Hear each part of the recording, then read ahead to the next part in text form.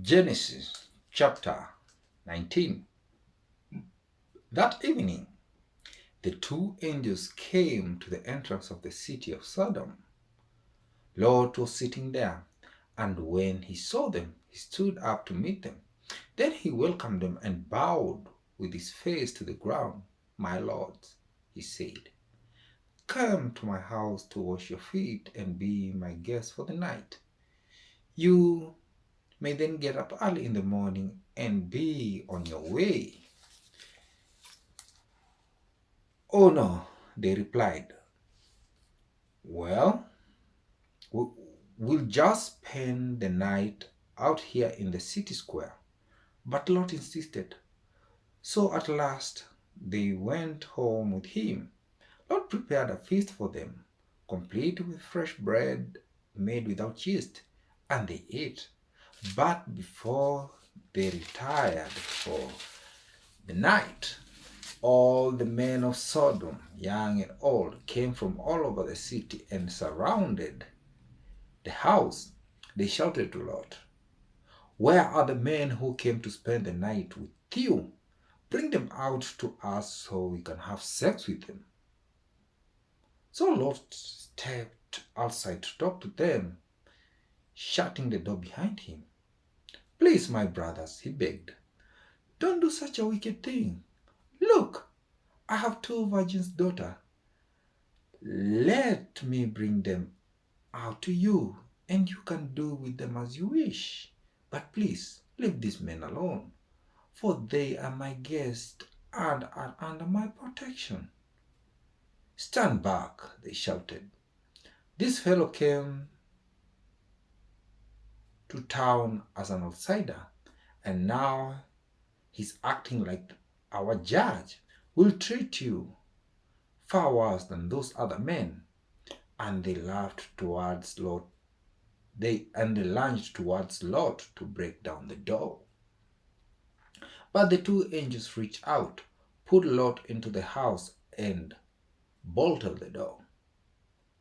Then they blinded all the men, young and old, who were at the door of the house, so they gave up trying to get inside. Meanwhile, the angels questioned Lot. Do you have any other relatives in the city? They asked. Get them out of this place.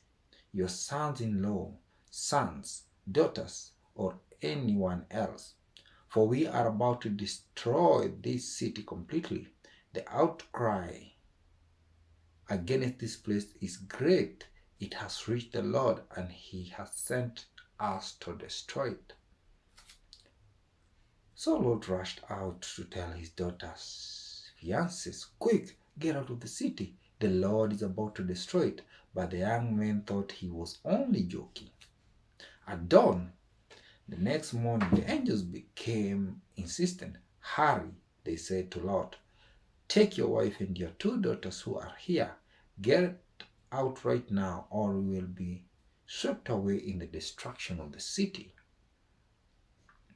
When Lot still hesitated, the angel seized his hand and the hands of his wife and two daughters and rushed them to the safety outside the city. For the Lord was merciful. When they were safely out of the city, one of the angels ordered, run for your lives, and don't look back or stop anywhere in the valley. Escape to the mountains, or you will be swept away. Oh, no, my Lord, Lot begged. You have been so gracious to me and saved my life, and you have shown us great kindness. But I cannot go to the mountains. Disaster would catch up with me there, and I would soon die. See, there is a small village nearby. Please let me go there instead. Don't you see how small it is? Then my life will be saved. All right, the angel said, I will grant your request. I will not destroy the little village, but hurry. Escape to it, for I can do nothing until you arrive there. This explains why the village was known as Zoar, which means little place. Lot reached the village just as the sun was rising over the horizon. Then the Lord rained down fire and burning sulfur from the sky on Sodom and Gomorrah. He utterly destroyed them along with the other cities and villages of the plain, wiping out all the people and every bit of vegetation. But Lot's wife looked back as she was following behind him, and she turned into a pillar of salt. Abram got up early that morning and hurried out to the place where he had stood in the Lord's presence. He looked out across the plain towards Sodom and Gomorrah and watched as columns of smoke rose from the cities like smoke from a furnace. But God had listened to Abraham's request and kept Lot safe, removing him from the disaster that engulfed the city on the plain. Afterwards, Lot left Zoar before he was afraid of the people there